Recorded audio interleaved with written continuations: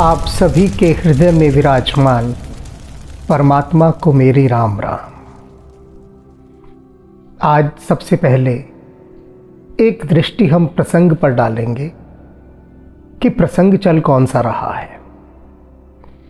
प्रभु श्री राम ने रावण का वध कर दिया है, सीता जी को मुक्त करा दिया है और इस समय वे वानरों, भालुओं, लंकावासियों, ब्रह्मा जी, देवराज इंद्र, ऋषि मुनि, सिद्ध इत्यादि से घिरे हुए बैठे हैं। सभी प्रभु को निहार रहे हैं। सबसे पहले ब्रह्मा जी ने स्तुति की प्रभु राम की, फिर देवराज इंद्र ने की। इसके बाद सब लोग अपने अपने धाम को लौट गए। अब भगवान शिव इस सुअवसर को जानकर कि सब लोग चले गए हैं, वे प्रभु राम के पास आते हैं। देख सुअवसर प्रभु पही आए हो शंभु सुजान। वे जो सुजान हैं शंभु भगवान शिव, उन्होंने सुअवसर देखा कि सब लोग जा चुके हैं राम जी से स्तुति करके मिलके। अब एकांत है, अब मुझे जाकर मिलना चाहिए। सब निपट गए, चले गए। अब भगवान शिव आए हैं। परम प्रीतिकर जोर जुग नलिन नयन भरि भार। अब बहुत गहरी बातें हैं समझने वाली। भगवान शिव प्रभु श्री राम से मिलने आए हैं और मिलते समय, उनके दर्शन करते समय भगवान शिव की क्या स्थिति हो रही है, उनकी स्थिति को महसूस करना है, अनुभव करना है हमें कि क्या हालत हो गई है भगवान शिव की राम जी को देखते ही।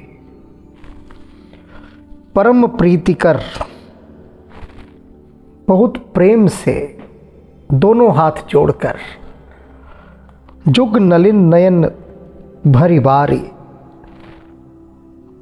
आंखों से आंसू बह रहे हैं, हाथ जोड़कर खड़े हैं बहुत प्रेम के साथ और आनंद के आंसू बहा रहे हैं। पुलकित तन, भगवान शिव का जो शरीर है वो पुलकित होकर कांप रहा है। जब हम अपने किसी आत्मीय से मिलते हैं तो शरीर में कैसी पुलक पैदा होती है, पुलकित हो उठता है मन। वही दशा भगवान शिव की हो रही है। गदगद गिरा और जो वाणी है उनकी गदगद हुई है। गदगद माने कि बोला ही नहीं जा रहा। आनंद इतना अधिक है कि कुछ बोलने में ही नहीं आ रहा। विनय करत त्रिपुरारी, और वे जो त्रिपुरारी हैं वे प्रभु श्री राम से विनय कर रहे हैं। क्या विनय कर रहे हैं, क्या विनती कर रहे हैं भगवान शिव? माम भी रक्षे रघुकुल नायक, घृत बर चाप रुचिर कर सायक। कि हे प्रभु श्री राम, आपने अपने हाथों में सुंदर धनुष और बाण धारण किए हुए हैं। मोह महाघट पटल प्रभंजन, और जो मोह की घटाएं होती है ना, काली घटाएं देखा होगा आपने, जब बहुत घनी काली घटाएं छा जाती हैं और तेज हवा आ जाए तो सबको उड़ा कर ले जाती है।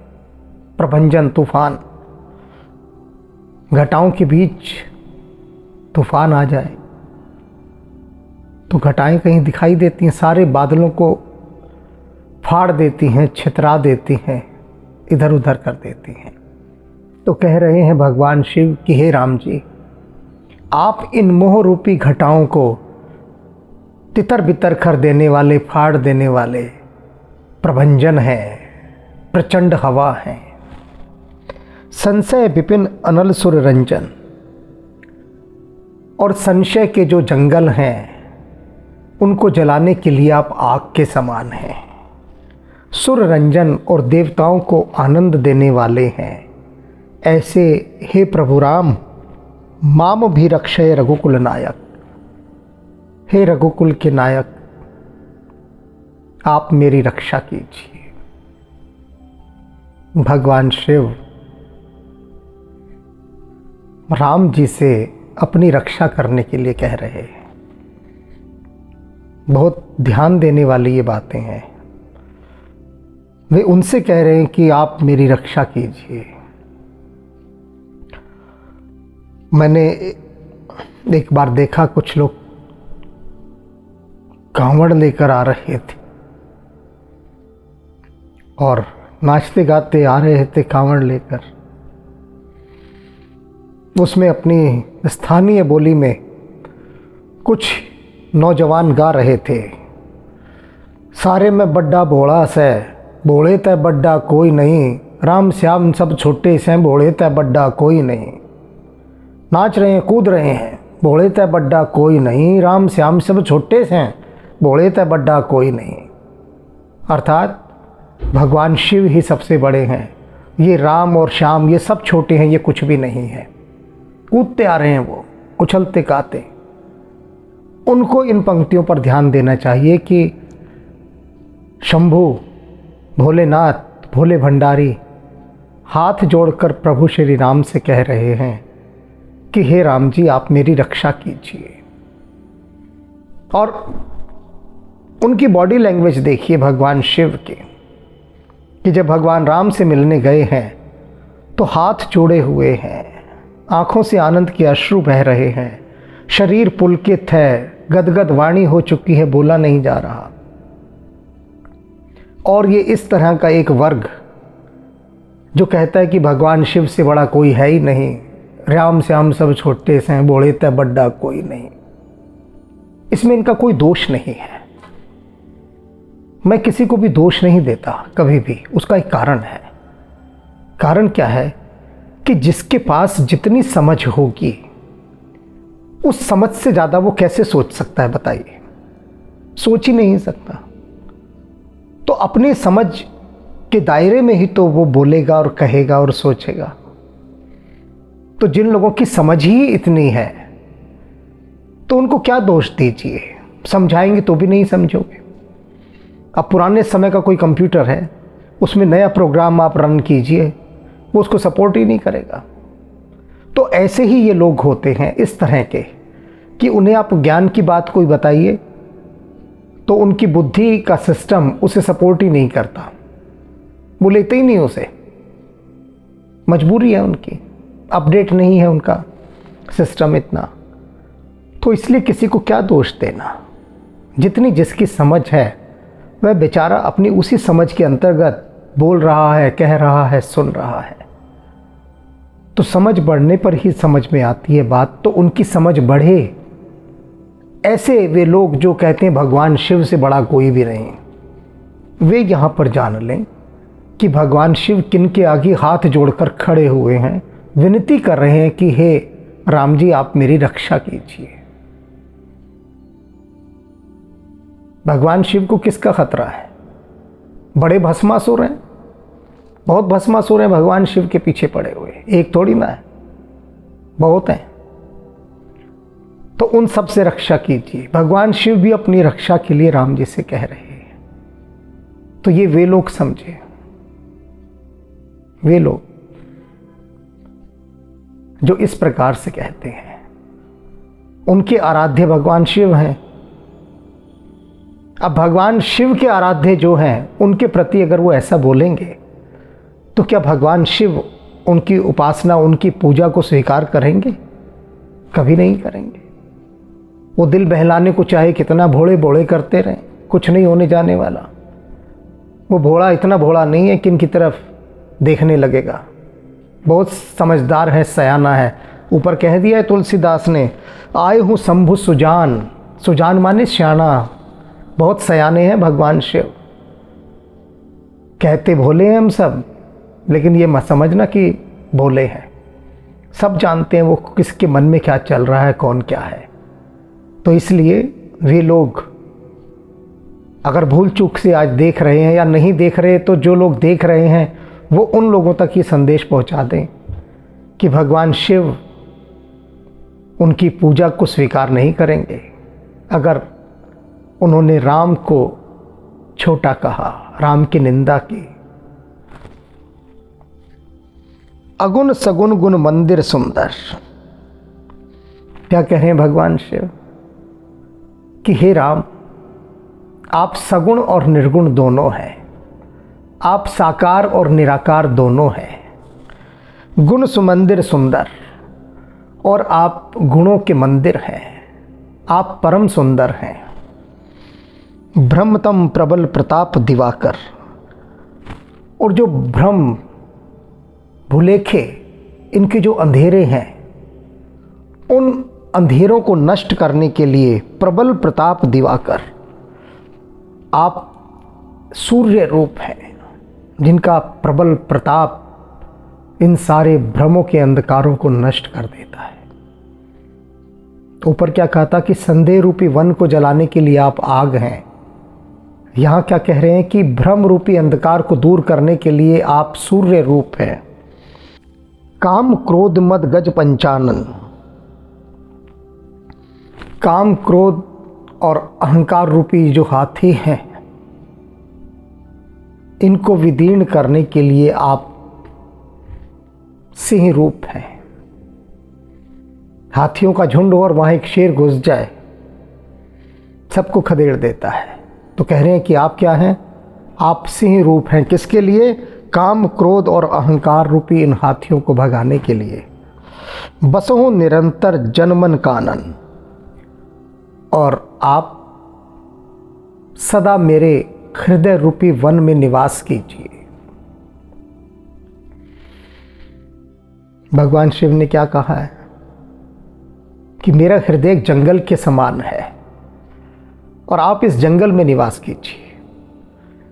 क्योंकि भगवान शिव जंगल में ही जाकर मिले थे प्रभु श्री राम से, और जंगल में रहकर जिस प्रकार से उन्होंने अभय दिया पूरे जंगल को, इसी तरह से भगवान शिव कह रहे हैं कि आप मेरे जंगल में वास कीजिए। वनवास तो आपको प्रिय है ना, तो मेरे हृदय रूपी इस वन के अंदर आप निवास कीजिए, वनवास कीजिए। विषय मनोरथ पुंज कंज वन, प्रबल तुषार उदार पार मन। जंगल में वन के वन होते थे पहले, कमल के, कमल वन कहते थे। यानी सरोवर है, उस सरोवर में लाखों कमल खिले होते थे। अब तो वो सब समाप्त हो गया जैसे जैसे औद्योगिकीकरण आया। लेकिन लगभग 200-300 साल पहले तक भी वनों के अंदर खूब सारे कमल वन होते थे, कमल खिले हुए। और वो कमल कैसे मारे जाते थे? अगर पाला पड़ जाए तो पाला पड़ते ही कमल मर जाता है। तो क्या कह रहे हैं भगवान शिव कि हे राम जी, कि जो विषय वासनाएं हैं, विषय वासनाओं की जो सुंदर कमल वन बने हुए हैं, वन के वन है विषय वासनाओं के कमल वन, इनको नष्ट करने के लिए आप पाला का रूप है, शीत का रूप है। ये पाला पड़ता है, ये सब नष्ट हो जाते हैं। उदार पार मन, आप उदार हैं और मन से पार हैं, अर्थात मन के माध्यम से राम को नहीं जाना जा सकता, नहीं जाना जा सकता। मन क्या है? मन भी तो एक इंद्रिय है ना। तो राम मन से भी पार हैं, मन से भी नहीं जाना जा सकता। भव बारिधि मंदर परमदर, और आप क्या हैं? भव सागर को मथने के लिए मंदराचल पर्वत है। बार्य तार्य संस्कृति दुस्तर, आप हमारे भय को दूर कीजिए। और ये जो दुस्तर संसार है, जो पार लगाए नहीं लगता, इस दुस्तर संसार को आप पार लगाइए। सच में ये जो संसार है ना, कदम कदम पर चुनौतियां, कदम कदम पर संकट, संघर्ष, अपने को सरवाइव करने की पूरी कोशिश, और इसके साथ साथ राम को भी पाना है, संसार को भी पाना है, राम को भी पाना है। राम को पाए बिना तो इस दुस्तर संसार से पार नहीं जाया जा सकता, बिल्कुल नहीं जाया जा सकता। और राम को कैसे पालें? संसार के इतने धंधे पड़े हैं, वे ही निबटने में नहीं आते, तो राम की बारी कहाँ से आए? इसलिए भगवान शिव कह रहे हैं कि आप हमारे भय को दूर कीजिए। क्या भय है? सबसे बड़ा भय यही है कि धरती पर आए, जिस काम के लिए आए थे वही नहीं किया। आपने देखा होगा ना कि बच्चे जो नहीं पढ़ते हैं, सारा समय खेल में लगे रहते हैं, जब परीक्षा आती है कितने डरे होते हैं, बहुत डरे, घबराए, कांप रहे होते हैं, क्योंकि पूरा साल पढ़ाई नहीं की। वही भय यहाँ पर है, वही भय कि पूरा जीवन तो मोह माया विषय वासनाओं में लगा दिया, पूरा जीवन, और जब चलने की बारी आई तब भय से कांपते हैं। तो भगवान शिव कह रहे हैं कि हे राम जी, आप हमें भय से मुक्त करके इस संसार रूपी सागर से पार लगाइए। श्याम गात राजीव विलोचन, दीन बंधु प्रणातार मोचन। श्याम शरीर वाले हे राम जी, कमल नयन वाले हे राम जी, दीन बंधु, सदा दीन दुखियों के बंधु आप, शरणागत की रक्षा करने वाले आप, अनुज जान की सहित निरंतर, बसहु राम नृप मम और अंतर। आप अनुज लक्ष्मण जी, जानकी सीता जी, इनके साथ निरंतर सदा, बसहु राम नृप मम और अंतर। हे राजाओं के राजा रामचंद्र जी महाराज, आप मेरे हृदय में वास कीजिए, सदा मेरे हृदय में वास कीजिए। भगवान शिव बारंबार राम जी से यही विनती कर रहे हैं कि वे उनके हृदय रूपी वन में वनवास करें, उनके हृदय में सदा रहें, उन्हें भय मुक्त रखें और इस संसार सागर से उन्हें पार लेकर जाएं। मुनि रंजन महिमंडन मंडन, आप क्या हैं? मुनियों को आनंदित करने वाले हैं, इस धरती का आभूषण आप हैं।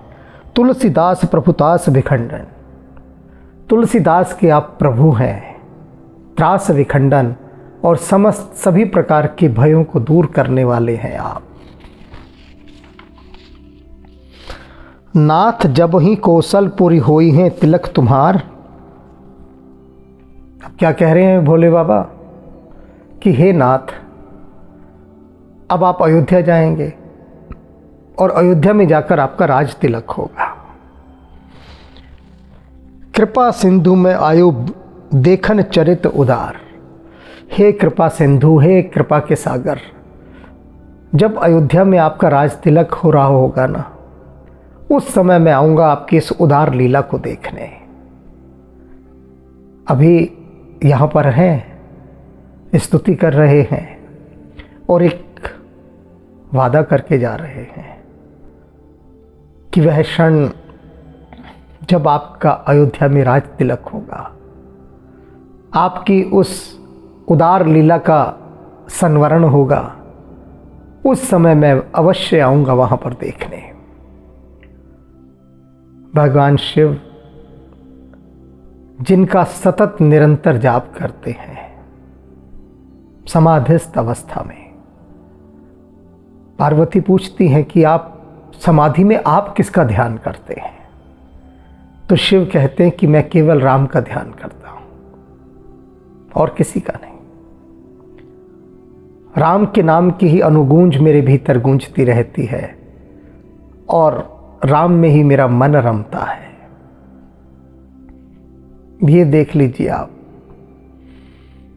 कि भगवान शिव की कितनी गहरी आस्था राम जी के प्रति है, और उनको देखकर तो आपने देख ही लिया कि भोले बाबा कैसे हो गए थे। आंखों से आंसू बह रहे हैं उनके, शरीर पुलकित होकर कांप रहा है, वाणी गदगद हो चुकी है, हाथ जोड़े हुए और कह रहे हैं कि इन सारे भयों से हमें मुक्त करो, मेरी रक्षा करो। तो राम जी ही सबके रक्षक हैं। राम जी ही सारे संदेहों को, भ्रमों को निकालने वाले हैं। कितने संदेह होते हैं जीवन में। ये जीवन इसलिए आगे प्रगति नहीं कर पाता क्योंकि संदेहों से घिरा रहता है। ये जो डाउट्स है ना, ये व्यक्ति का सारा काम खराब कर देते हैं, सारा काम। ये जो भ्रम है, ये जो संदेह है, जब निसंदेह की स्थिति में व्यक्ति पहुंच जाता है, उसके बाद वास्तव में उसकी अध्यात्म की यात्रा आरंभ होती है। उससे पहले नहीं।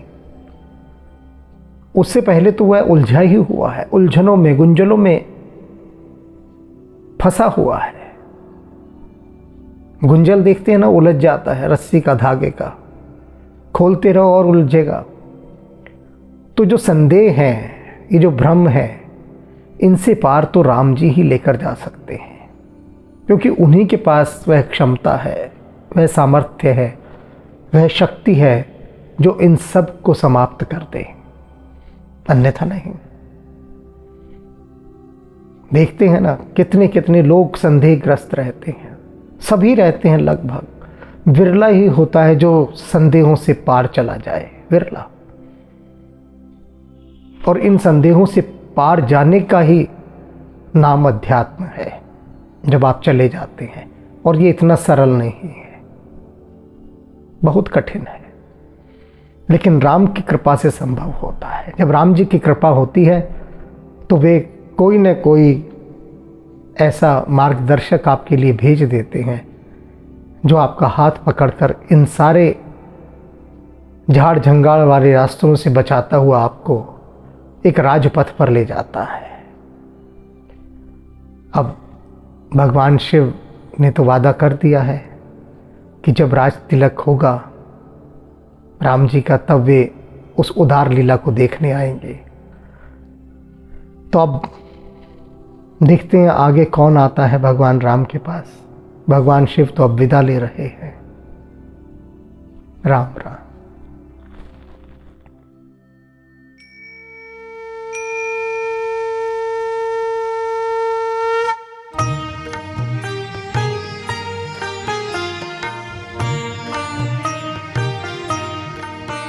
जय जय कपिनायक निज सुखदायक शंकर स्वयं अनूपा। जय भक्ति विकासक दुर्गुण नाशक सच्चिदानंद स्वरूपा। जय पवन कुमारा परम उदारा केसरी कुंवर स्वरूपा। जय अंजनी नंदन सुर मुनि रंजन दुख भंजन सुख रूपा। दुख भंजन सुख रूपा।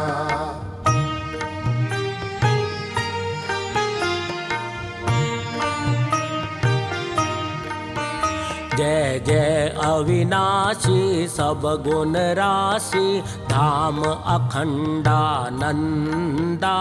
केवल प्रभु माना परम अमाना अद्भुत चरित मुकुंदा।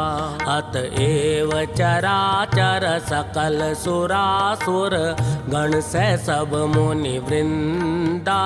तज योग विरागा से अनुरागा गावत शुभ गुण वृंदा। गावत शुभ